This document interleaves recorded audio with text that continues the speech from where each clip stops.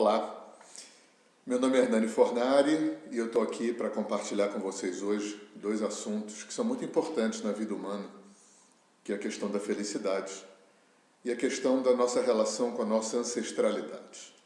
Eu vou começar a falar da felicidade, que é um tema bastante controvertido na nossa cultura ocidental. Eu também vou pedir emprestado um pouquinho da concepção da cultura oriental. E a gente tem, uma polarização aí desse conceito de felicidade, que a gente poderia chamar de um conceito no nível absoluto e de um conceito no nível relativo. Então, felicidade, a gente poderia chamar aqui da verdadeira felicidade, no sentido oriental, que é chamado de Ananda, a bem-aventurança, é esse estado pleno, esse estado de amor pleno, de amor incondicional, de plenitude total, de imersão total na luz, nesse estado onde não há mais sofrimento, onde não há mais desequilíbrio, onde não há mais desarmonia. Esse estado de ser, no sentido absoluto do termo. Nirvana, samadhi, satori, iluminação. Essas são as expressões desse estado de Ananda. Tanto que no Oriente se fala de Satchitananda. É a condição eterna, a condição consciente e a condição bem-aventurada desse ser absoluto, que a gente aqui na nossa cultura chama do Deus na gente, da presença divina, do eu sou, dessa centelha divina, dessa realidade absoluta que cada um essencialmente é, potencialmente é. Outro conceito de felicidade vai cair em dois subconceitos aqui. Primeiro, essa ideia de que felicidade é a gratificação dos sentidos. Felicidade não é sinônimo de saciar os sentidos, até porque os sentidos são insaciáveis. Você pode comer até cair e isso vai te dar uma saciedade momentânea, e aquisição de objetos, e sexo, e diversão, dinheiro, que são coisas todas muito importantes na vida. Não são coisas para serem negadas, mas são coisas para serem compreendidas e colocar no seu escaninho correto. A saciedade dos sentidos, que é sempre temporária, não é sinônimo de felicidade, é sinônimo de gratificação temporária dos sentidos. Então fica parecendo que venderam um produto meio fake para a gente. Felicidade não é, dentro dessa realidade humana, tá? Felicidade não é um estado onde não existe mais sofrimento nem limitações. Isso pertence àquele conceito que a gente falou antes de Ananda, do conceito da dimensão absoluta da felicidade. Ok, quando a gente chegar no Nirvana, a gente vai experimentar. Então, por enquanto a gente está imerso nesse mundo dual, nessa realidade relativa, talvez a felicidade, diferente de ser a saciedade temporária dos sentidos, talvez a felicidade seja uma dinâmica onde a gente sai cada vez menos do nosso centro, do nosso eixo de equilíbrio, até porque esse eixo também é dinâmico, ele não é estático. E ao sair cada vez menos desse eixo de equilíbrio e harmonia, a gente volte cada vez mais rápido para esse eixo. Talvez a felicidade possível, nesse nível humano, esteja por aí. Talvez isso seja muito mais execuível, muito mais verdadeiro, vamos chamar assim, do que uma gula insaciável em relação aos objetos dos sentidos. Porque é insaciável. A gente tem que lembrar que nessa realidade dual, nessa realidade relativa, a característica mais importante, mais nuclear, mais essencial é a impermanência. Então tudo passa. Tudo passa. Então é impossível que alguma coisa transitória possa nos outorgar felicidade, porque ela é transitória. Como eu falei, comer te sacia, mas depois da fome. Sexo te sacia, mas depois da tesão de novo. Dinheiro te sacia, mas dá uma compulsão de consumista. Você quer ver uma coisa interessante? O AA, por exemplo, né, os Alcoólicos Anônimos. Essa estrutura do AA, né, o método Minnesota, ele hoje é aplicável a qualquer área da vida humana. Hoje tem AA para comedores compulsivos, sexólatras compulsivos, usuários de informática e videogame compulsivos, malhadores de academia compulsivos, workaholics. Você vê que são todas atividades saudáveis da vida humana, ao contrário do álcool e das drogas. São atividades saudáveis que podem se tornar drogas quando elas viram uma compulsão. O que é uma compulsão? Uma compulsão é quando eu tento locupletar, né? Me planificar com coisas externas. E coisas externas não foram feitas para dar completude. Coisas externas foram feitas para dar prazeres momentâneos, que isso faz parte do tempero da vida. Os prazeres, os desejos, as diversões, os gozos, tudo isso é maravilhoso. Mas quando a gente começa a colocar esses ingredientes, né, e trazer para dentro como uma forma de completar os vazios, os buracos, as dores que a gente sente e supõe que tenha, é claro que isso não vai funcionar. E aí vêm as compulsões. E eu gosto muito desse axioma oriental, né, diferente do que a gente aprendeu na nossa cultura. Né, a gente aprendeu que nós somos culpados e pecadores de nascença. Ou seja, já congenitamente nascemos alguém que não é e não tem. E tem que viver uma vida tentando construir esse ser que não é e que não tem. Isso é muito pesado, isso é muito difícil, isso é muito frustrante. O que os orientais vêm dizer para a gente? Que, muito ao contrário disso, nós somos plenos desde sempre. Né? O que seria Deus nos fez a sua imagem e semelhança? Nós somos feitos plenos, completos. O defeito é que nós não sabemos. Os orientais chamam isso de avidya, a ignorância primordial de quem nós somos. Então tem uma frase que eu acho muito bacana. A gente não está aqui na Terra para construir alguém que a gente não é. A gente está aqui na Terra para desconstruir tudo que a gente não é. E o que a gente não é? A gente não é um inconsciente cheio de memórias e registros passados de questões que ficaram na pendência, que não foram bem resolvidas, que não foram integradas, que não foram curadas. Isso ajuda a trazer a infelicidade. Isso traz sofrimento, isso traz limitações. Né? E eu entendo, né, eu não trabalho mais com essa ideia de culpa e vítima, de pecado, de Deus castiga, de azar, de acaso, de Satanás. Né? Eu trabalho dentro de uma visão sistêmica, eu olho a vida, olho a mim, olho ao outro, as relações, dentro de uma visão que a gente chama de sistêmica, de uma visão holográfica, né? Que é essa visão que os orientais, que os povos nativos, que os africanos, que a física quântica tem da vida. A vida, a criação, a existência é um grande organismo, é um ser só, inteligente, consciente, absolutamente interagente, interdependente e que se interrelaciona o tempo todo em níveis multidimensionais.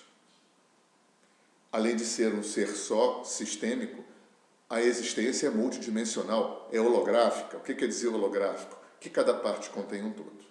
Então tudo pertence a tudo, tudo se relaciona com tudo. Não há cisão, a cisão é só um sentimento. Né? Esse sentimento de que eu sou separado do outro, sou separado da natureza, sou separado de quem eu suponho que seja Deus. Quando eu olho para dentro, também sinto cisão, né? Meu corpo, minhas emoções, meu pensamento, que está cada um para um lado. Essas cisões são as aparências, né? Criadas pelo fato da gente estar imerso nessa realidade relativa, nessa realidade dual. E o fato de que, eu não sei por que o Criador fez assim, mas a gente tem uma dimensão imensa, inconsciente, no nosso psiquismo, na nossa existência. A maior parte de quem a gente está vivendo agora e eu não participo. Eu não sei por que é assim, mas é assim.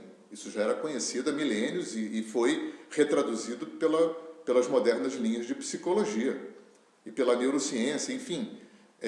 O próprio funcionamento do corpo, o funcionamento cerebral, a maior parte disso acontece no nível inconsciente. A gente não é consciente da maior parte das coisas que a gente acessa, que a gente olha, que a gente recebe, que se processa dentro do nosso corpo, e no nosso psiquismo é a mesma coisa.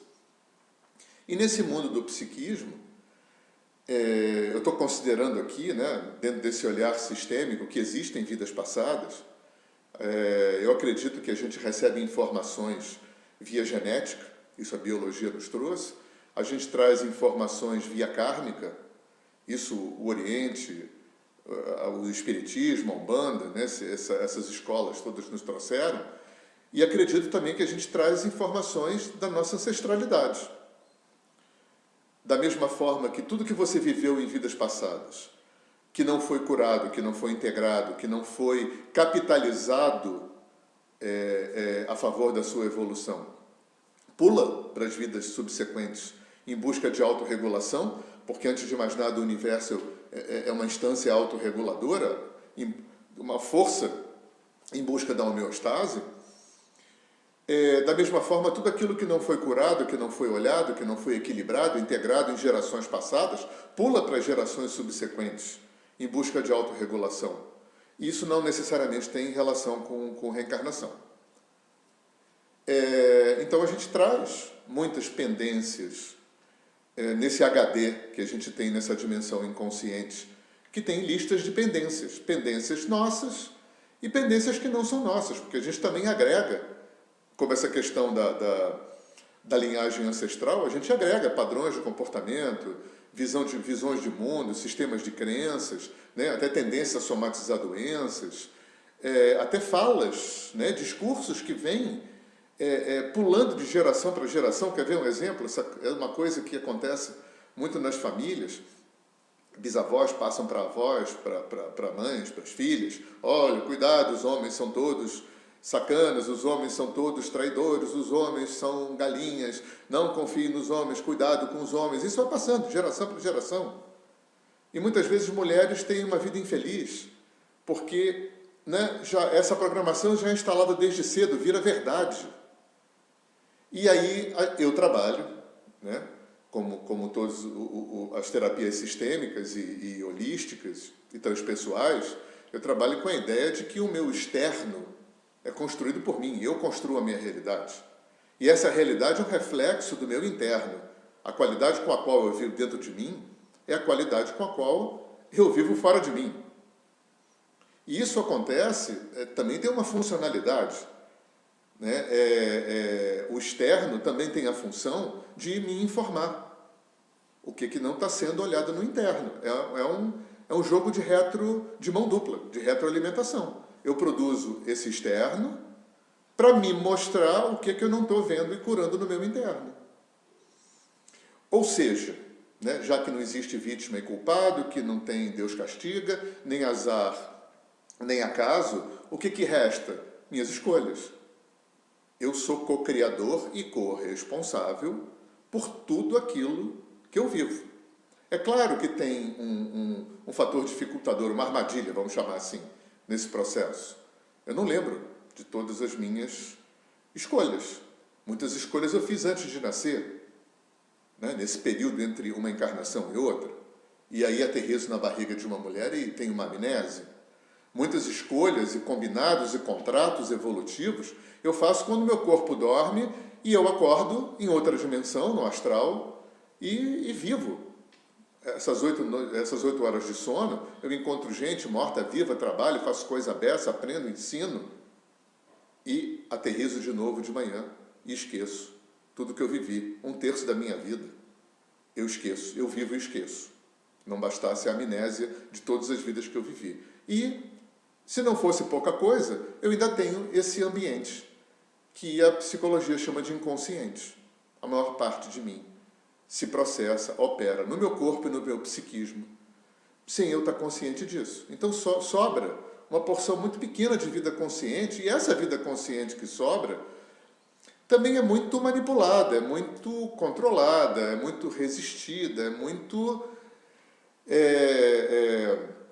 trabalhada até pela minha dimensão inconsciente para que eu possa suportar melhor no presente as questões difíceis que eu já vivi, né? Para que eu não sinta de novo, para que eu não sofra de novo, para que eu não passe de novo por aquilo. Tem uma parte do meu psiquismo que trabalha nesse sentido, né? Para que não aconteça de novo as coisas difíceis que aconteceram no meu passado.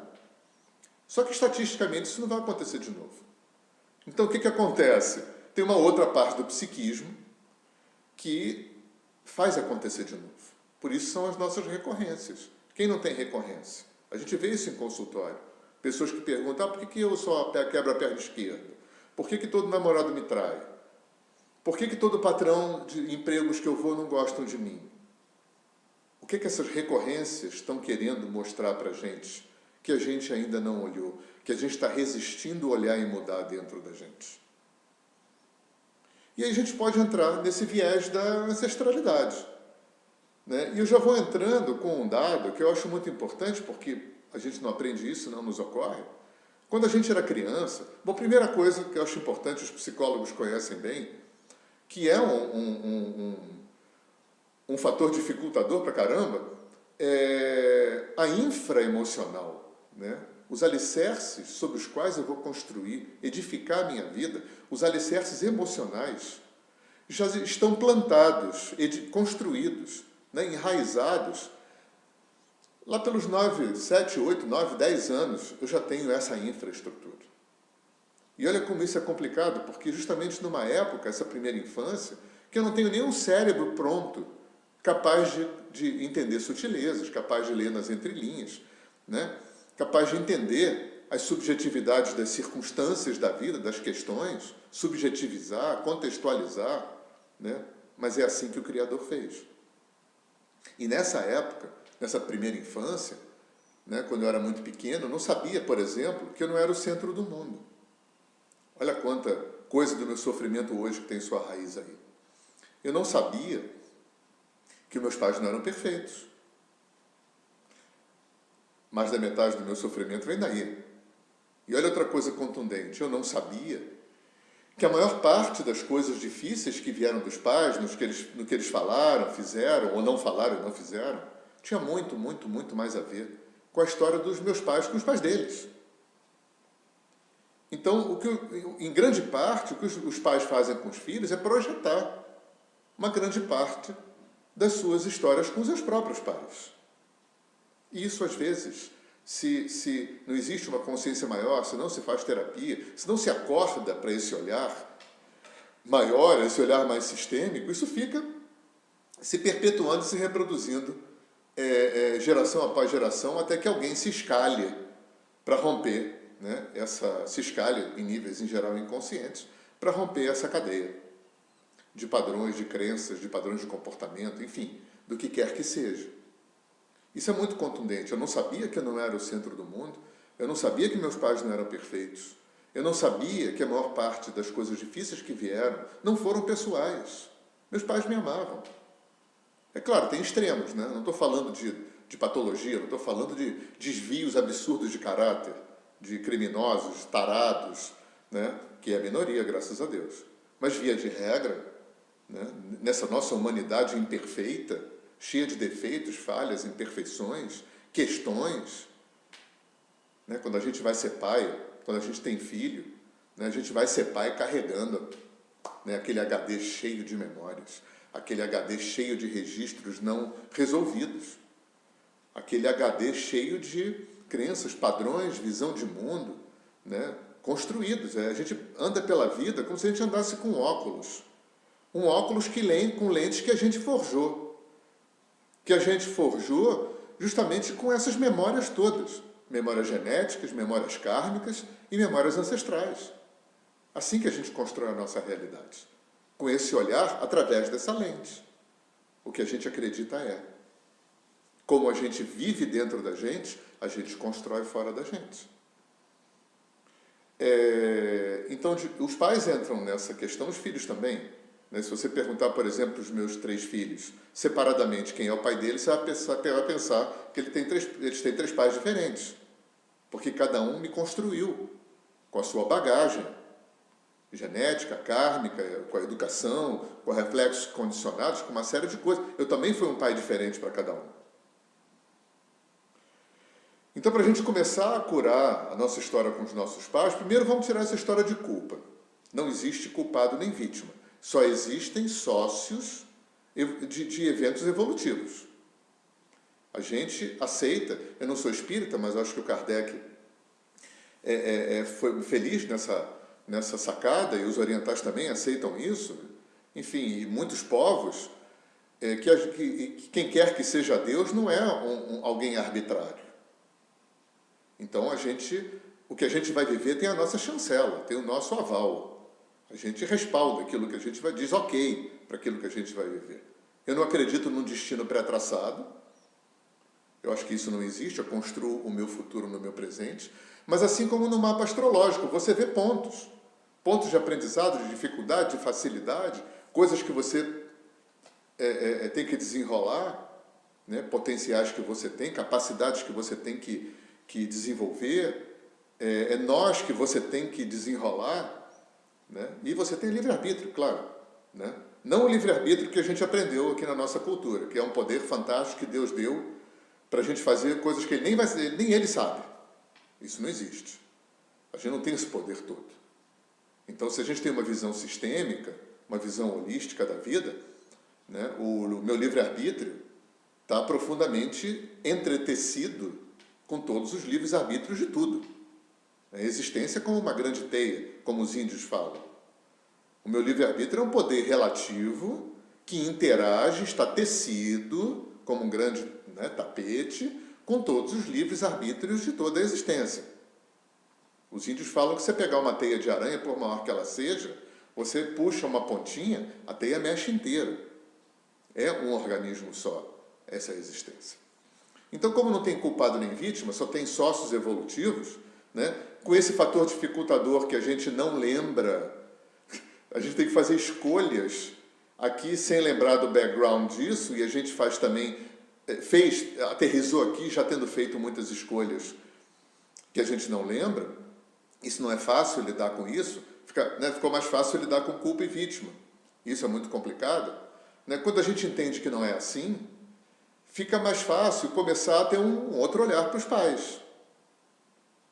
Por pior que eles fizeram, você foi sócio daquilo. Você deu o teu aval. Você atraiu esses pais, como eles te atraíram também.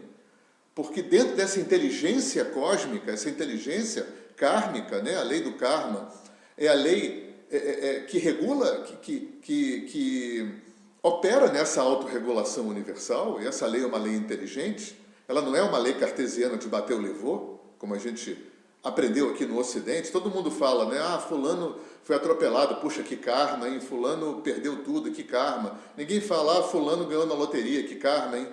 Pô, fulano tá feliz pra caramba, que karma, hein? O karma ficou aqui no Ocidente como sinônimo de azar, e não é. A lei do karma é uma lei de Newton aplicada holograficamente. É muito mais complexo do que um bateu, levou analógico, né? Então, dentro dessa inteligência autorreguladora, eu atraio meus pais me atraem, assim como eu atraio tudo. Eu atraio meus amigos, atraio meus casamentos, minha profissão, né? Porque a pulsão essencial da minha alma é reexperienciar quem eu verdadeiramente sou. Como eu disse, eu não sou alguém a quem falta alguma coisa e que eu preciso preencher e construir. Eu sou alguém que não sabe quem é. E nesse movimento das encarnações, dessa dinâmica evolutiva, eu fui atraindo experiências que eu não dei conta. E as experiências que eu não dei conta ficaram numa lista de pendência.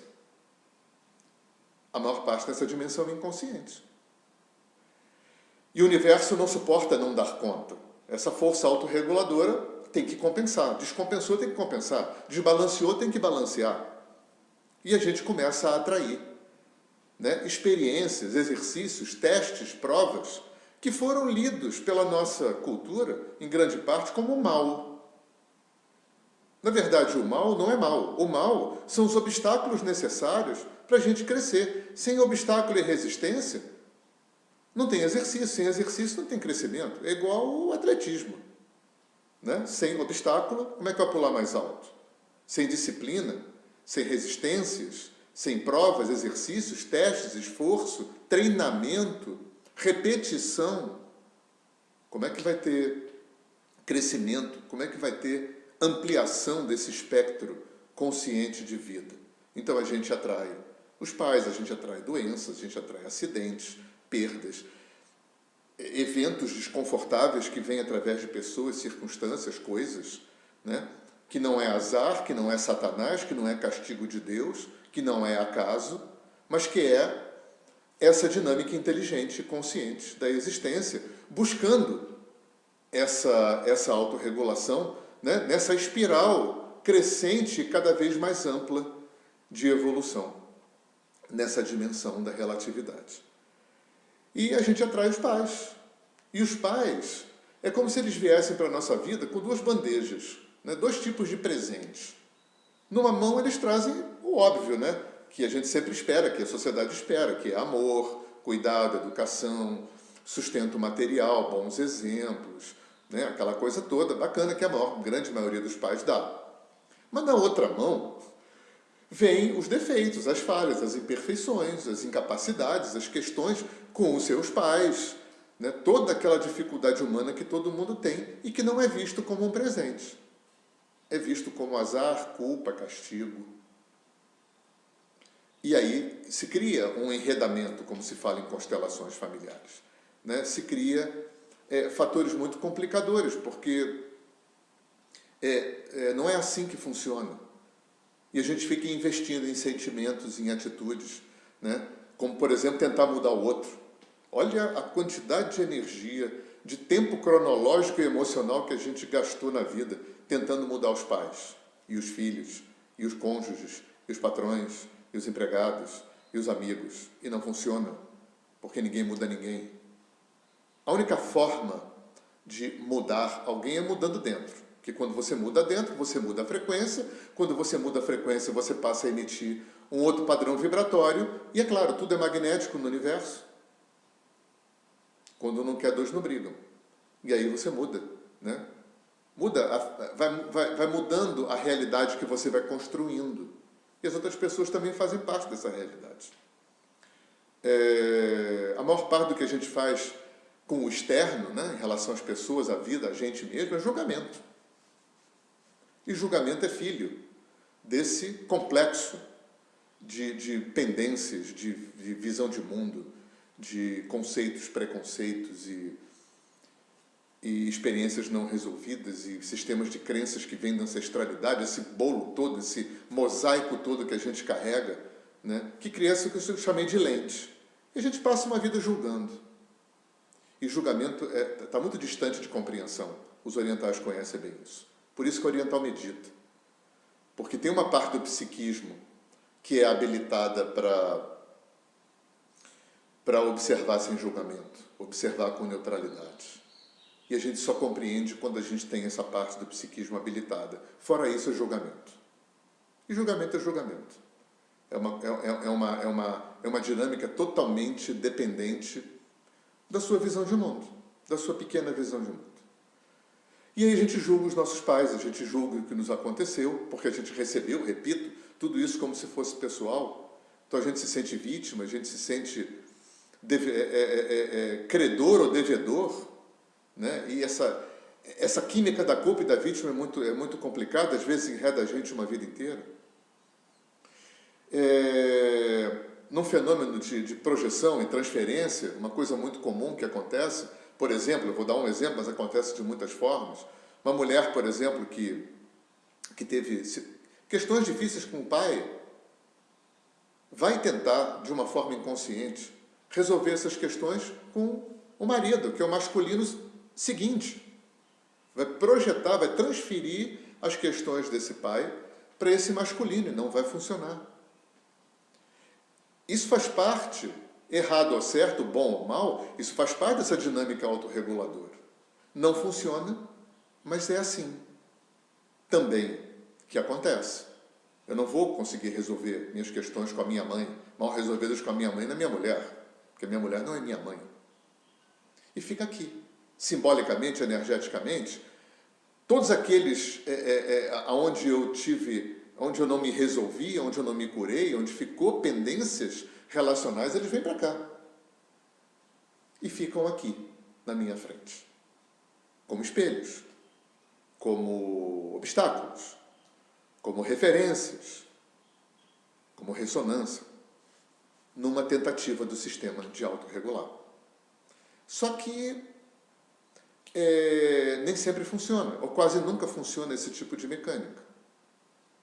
Então, o que nós vamos fazer nesse momento, entendendo isso, entendendo que os nossos pais fizeram o melhor que eles puderam, que os nossos pais, às vezes, por mais absurdo que pareça, fizeram, ou falaram, ou não falaram por amor.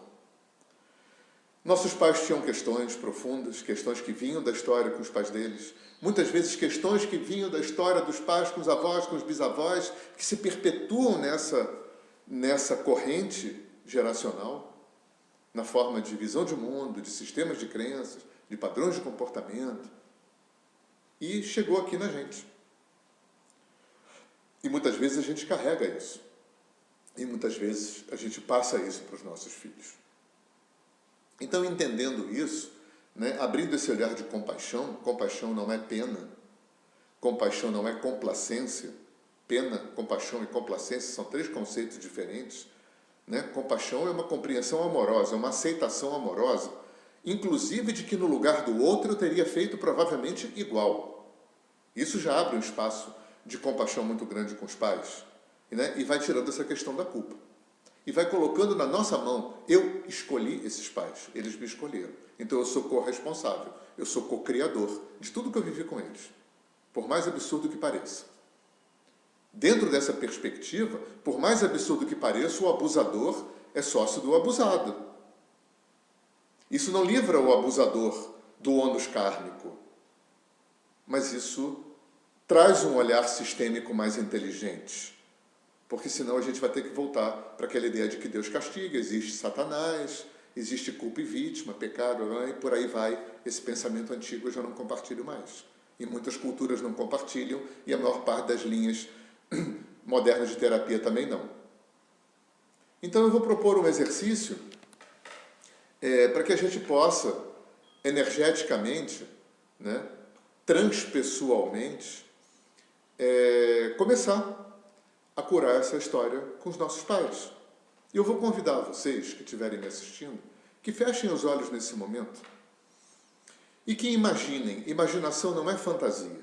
Imaginação é imagem em ação. E que vocês imaginem o seu pai e a sua mãe na sua frente. O seu pai do lado direito, a sua mãe do lado esquerdo, respeitando as polaridades, o yin e o yang. E eu peço que você dê bastante realidade a essa imaginação, né? Imaginação com intenção é a semente da realidade. Então, se você construiu essa realidade que você vivia até agora com seus pais, foi você que construiu, é você que pode desconstruir e reconstruir um outro padrão, uma outra frequência de realidade. Então, dá bastante realidade para essa visão. Olha bem para os teus pais, a cor, a forma, o cheiro. Deixa vir o sentimento, o afeto, as emoções, né? Esse mundo do sentir, deixa ele aflorar junto com esse mundo do visualizar, do mentalizar, do plasmar esse pai e essa mãe que estão aí na tua frente mesmo. A gente carrega todas as nossas relações no nosso campo. Todas elas foram construídas pela gente. E a gente carrega essa turma de gente com a gente.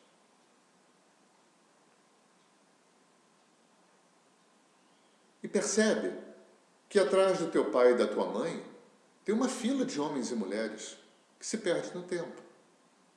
Teus pais tiveram pais, que tiveram pais, que tiveram pais, que tiveram pais, e que vieram transmitindo herança genética para você, herança kármica, herança geracional, e que chegou até você. No mínimo, os teus pais te deram um corpo físico. Então isso já é motivo para honrá-los. O Bert Hellinger, o criador das constelações familiares, esse terapeuta alemão, ele fala uma coisa surpreendente até para quem já foi padre. Ninguém falou que a gente tem que amar pai e mãe. O mandamento não fala amar pai e mãe, fala honrar pai e mãe. E honrar é diferente de amar. Você não precisa amar seus pais. Ninguém tem que amar alguém que fez mal para a gente. por mais razões que eles tenham tido, por mais motivadores que eles tenham tido, por mais heranças kármicas, genéticas, ancestrais, ruins, negativas que eles tenham tido, ninguém tem que amar pai abusador, ninguém tem que amar pais e mães com desvios de caráter, com taras, com coisas assim. Mas honrar, sim. Honrar significa que você os aceita em seu campo ancestral, porque no mínimo eles te deram um corpo físico. No mínimo eles te deram uma herança genética. E no mínimo você aceitou nascer nessa família, mesmo que você não lembre. Então olha bem para os olhos desses pais. Eu vou pedir para você falar algumas coisas, né? Usar umas ferramentas de constelação, e essas falas aqui nesse momento, que o campo está formado, tem um campo quântico formado aqui, não são meras falas, né? Vamos dizer, são falas mântricas, elas vão funcionar nesse sentido, né? De serem ferramentas reformatadoras da realidade. Essas falas vão ser ditas com a sua imaginação e com a sua intenção. E a primeira coisa importante é você falar para os teus pais, fala internamente. Se você quiser, fala verbalmente, que é legal também você se ouvir falando. Pai e mãe, eu vejo vocês.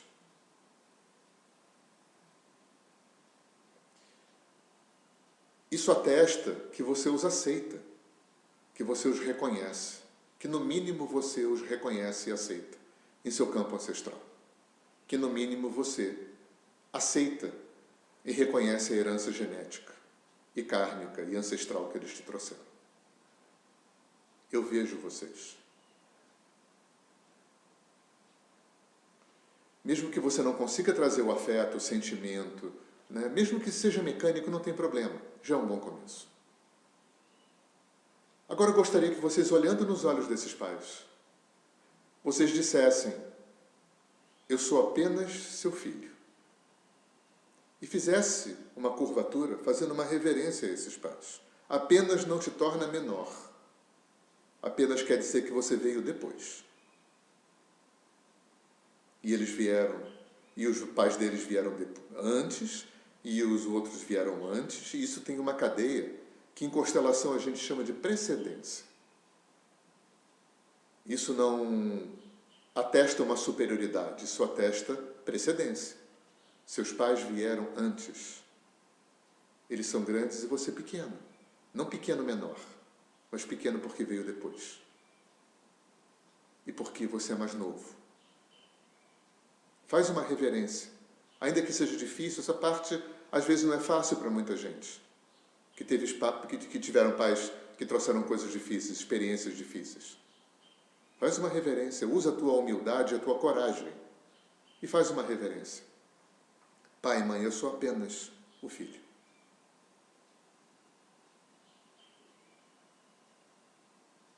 E aí você os honra, mesmo que você não os ame. E aí você os reconhece e aceita em seu campo ancestral, em seu sistema. Você não os exclui. E excluir pessoas do sistema cria muita complicação na vida. E o Bert Hellinger chamou isso de lei do pertencimento. Sempre que alguém é excluído do sistema, o sistema vai forçar a reinclusão. E isso pode criar muitas questões, muitos problemas desnecessários na vida de uma pessoa. Eu vou pedir que você novamente olhe nos olhos de seus pais e diga para os seus pais que você agradece. Às vezes também não é fácil para muita gente. É como se a gente estivesse também fazendo um Ho'oponopono nesse momento. E você agradece. Todas as experiências que você viveu com os seus pais, você agradece. Tudo aquilo que foi bom e que foi desagradável, sofrido, difícil, porque você reconhece que isso também foi co-criado por você, que isso também teve o teu aval. E você recoloca nas tuas mãos essa corresponsabilidade. 50% da responsabilidade sua por tudo que você viveu com seus pais. Isso te dá uma abertura. Isso te dá uma força, uma humildade e uma coragem para que você possa agradecer. Agradecer a esses pais por essas experiências evolutivas que você aceitou, que muitas você não deu conta, algumas você deu, outras você não deu, e que você reconhece que eles foram doadores de exercício, como treinadores de um atleta de Olimpíada. Eles foram treinadores, eles trouxeram obstáculos, dificuldades, exercícios, provas, assim como também trouxeram facilidades, amor, cuidado, olhar, benesses materiais. E deixa essa gratidão te invadir. E agradece a você também, no fundo do teu coração, porque esses pais também vivem dentro de você, como arquétipos, como criações suas. Você também é esses pais. Então agradece também internamente pela existência dessas energias dentro de você, pelas experiências que você aceitou passar, pelas experiências que você não deu conta e que você vai continuar se trabalhando. Porque quando uma geração se cura, também cura, segundo Hellinger, 7 gerações atrás e 7 na frente. E agora você pode novamente olhar nos olhos desses pais, e essa parte é muito importante, e você diz para esses pais: nesse momento eu libero vocês para ser quem vocês são, e me libero para ser quem eu sou. Você pode repetir isso algumas vezes. Eu libero para ser quem vocês são. Eu me libero para ser quem eu sou. Você não é juiz dos seus pais. Você não é terapeuta dos seus pais. Não é a sua função. Eles foram como eles foram, do melhor jeito que eles puderam. Não te cabe julgá-los, nem tentar melhorá-los. E na sequência, fala para esses pais: a partir desse momento, vocês ficam com o que é de vocês, e eu fico com o que é meu. Ou seja, você não precisa mais carregar a visão de mundo do outro, os padrões de comportamento do outro, os sistemas de crenças do outro. Você leva o seu, você não deve nada para ninguém. As expectativas do outro pertencem ao outro. As cobranças do outro pertencem ao outro. Os dedos apontados para você, os olhos cobradores, as bocas que proferiram coisas difíceis, essas falas, cobranças, expectativas, exigências pertencem ao outro. E você amorosamente devolve nesse momento. Amorosamente. O outro fica com o que é do outro e eu fico com o que é meu.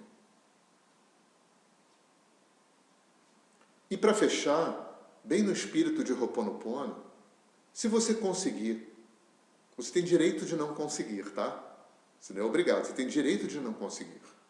A gente faz aquilo que é possível e a gente aceita o fato de que a gente faz aquilo que é possível. Você diga para esses pais: eu te amo, pai, eu te amo, mãe. Se você não conseguir, não tem problema. Você não tem que. Ter que é muito problemático. Ter que cria culpa, ter que cria pressão. Você não tem que nada. Você tem que respeitar as suas incapacidades e dificuldades e as suas escolhas. Se você puder, diga: eu te amo, pai, eu te amo, mãe. Faz mais uma reverência. A mais profunda reverência que você puder fazer. E volta. E vira de costas para esse pai e para essa mãe. E percebe que do teu lado direito tem o pai, do lado esquerdo a mãe. Atrás desse pai e dessa mãe uma linhagem infindável de homens e mulheres que se perdem no tempo. Olha que suporte poderoso você tem. Você não está sozinho. Esse suporte que não é passivo de julgamento, não foi certo nem errado, nem bom nem ruim, apenas foi assim. E isso é suficiente para se sentir com suporte.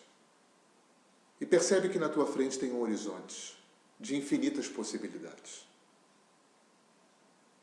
E lembra que você veio aqui para ser feliz. E que a felicidade não é um ícone impossível. Ok, o Nirvana está bem longe, provavelmente.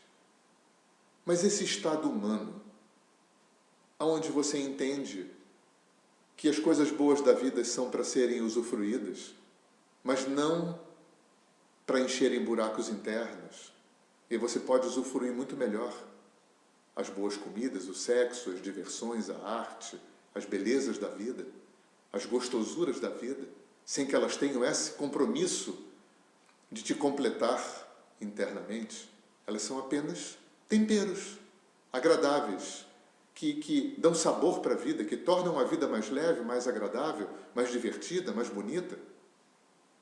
E você também pode entender que se trabalhando internamente, na espiritualidade, nas terapias, na meditação, no yoga, onde for que você escolher que teu coração te chamar, você vai conquistando cada vez um estado em que você desequilibra menos, em que você sai cada vez menos do seu centro. E ao sair do centro e desequilibrar, porque isso faz parte da natureza humana, você volta cada vez mais rápido. Você se equilibra cada vez mais rápido. Você prolonga cada vez menos as suas dores e os seus estados de desequilíbrio. Isso já é muito bom. Isso já é tudo de bom nessa vida humana. Fica aí nesse estado. Fica aí, sentindo esse suporte atrás de você. E sentindo essa amplitude enorme, se autorizando a beber do bom que a vida tem, a expressar seu potencial, a liberar as suas capacidades, seus talentos, suas vocações, a colocar a serviço, a seu serviço e a serviço da humanidade, aquilo que você veio trazer para somar.